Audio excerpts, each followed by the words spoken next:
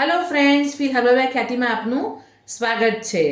આ જે તમે જોઈ રહ્યા છો એ છે ગોલ્ડન ટી। ગોલ્ડન ટી એટલે તમને ગોલ્ડનના નામથી જ ખબર પડી ગઈ હશે કે પીળી વસ્તુ કોઈ હશે। તો અત્યારે શિયાળો ચાલી રહ્યો છે એટલે લીલી હળદર માર્કેટમાં મળવા માંડી છે। તમે સૂકી પણ નાખી શકો છો, પણ લીલી હળદર જેટલી ગુણકારી છે એટલી સૂકી નથી। તો લીલી હળદર તમે એનો યુઝ કરીને તમે આ ગોલ્ડન ટી બનાવી શકો છો। એની અંદર તમારા ટેસ્ટ પ્રમાણે તમારે આદું તો નાખવાનું જ છે, તમારે તજ નાખવાનું છે, પણ ગોળ કે એવું તમારે નાખવું કે ન નાખવું એ તમે ડિસાઈડ કરજો। મેં આમાં નાખેલું છે। તો હવે આપણે કેવી રીતના બનાવીએ છીએ એ હું તમને બતાવું છું।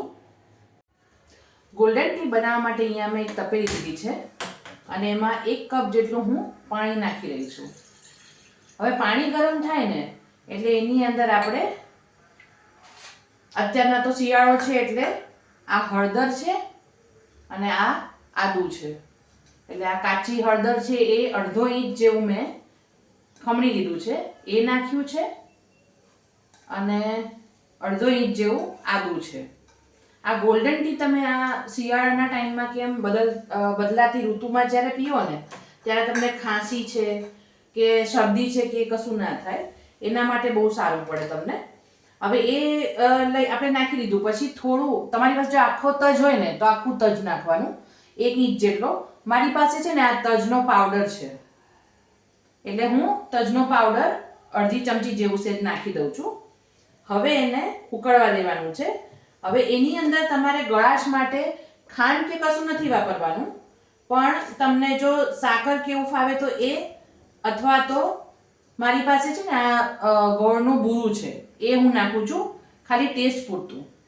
હવે તમે આની અંદર છે ને લીંબુ પણ નાખી શકો છો, નીચવી શકો છો, પણ મને લીંબુથી ગળામાં થોડો પ્રોબ્લેમ થાય છે એટલે હું લીંબુ નથી નીચવાની।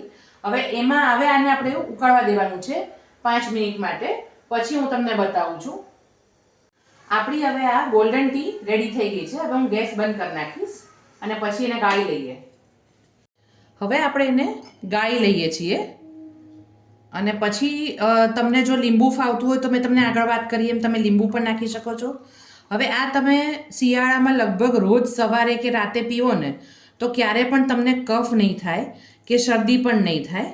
અને નાના બાળકને પણ તમે કોઈ દવાઓ કે એવું પીવડાવો એના કરતાં આ ગોલ્ડન ટી પીવડાવો ને એ વધારે સારું છે, તો એ આપણને સારું પડશે।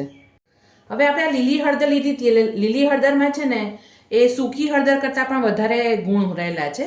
આદું નાખેલું છે, આદું પણ તમને ખબર છે કે એ શેના માટે યુઝ થાય છે।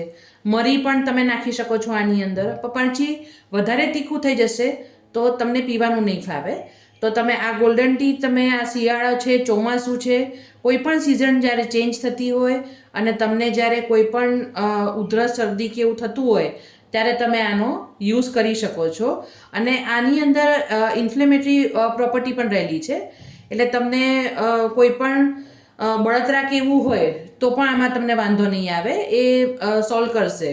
તો ફ્રેન્ડ્સ, આવી જ નવી નવી રેમેડી અને રેસિપીઝ જોવા માટે મારી ચેનલને લાઇક કરો, શેર કરો અને સબસ્ક્રાઈબ કરો। Thanks for watching.